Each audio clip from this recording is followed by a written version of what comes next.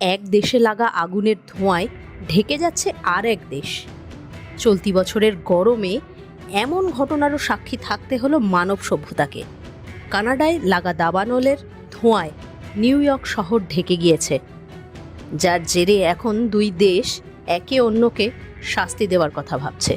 গোটা কানাডা জুড়ে সরকারি হিসাবে 621 জায়গায় দাবানল চলছে, বেসরকারি মতে অবশ্য সেটা 800, যার মধ্যে প্রায় 350 আগুন নিয়ন্ত্রণের বাইরে, জানাচ্ছে খোদ কানাডা সরকার। আগুনের শিকার 40 লক্ষ হেক্টর জমি। সম্প্রতি 20,000 মানুষকে ঘর ছেড়ে নিরাপদ জায়গায় সরে যাওয়ার নির্দেশ দিয়েছে কানাডা প্রশাসন। সামারল্যান্ড ও পিচল্যান্ড এলাকায় গৃহস্থ ঘরে আগুন লেগে ঘর ছাড়া সাধারণ মানুষ। পূর্বাভাস এখনও মাসখানেক জ্বলতে পারে এই আগুন।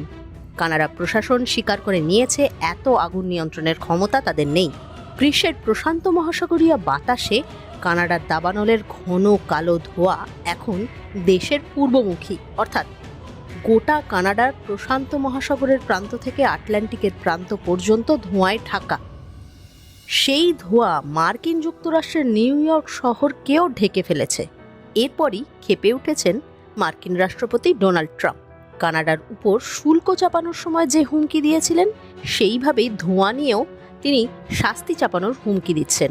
পাল্টা কানাডা গ্রিন হাউস গ্যাস ছড়িয়ে পৃথিবীর তাপমাত্রা বাড়ানোর কথা মনে করাচ্ছে আমেরিকাকে। বিজ্ঞানীরা দাবি করছেন, দীর্ঘদিন ধরে আমেরিকার জন্য কানাডার তাপমাত্রা যেভাবে বেড়েছে, এই আগুন এত দ্রুত বেড়ে যাওয়ার পিছনে সেই তাপমাত্রা বাড়াই দায়ী। সেই সঙ্গে তাদের আশঙ্কা, কানাডার দাবানল গ্লোবাল ওয়ার্মিংকে 3 গুণ বাড়িয়ে দিতে পারে। দুই দেশ একে অপরকে দোষারোপ করার মাঝে গোটা বিশ্ব একটা গভীর সংকটের মুখোমুখি।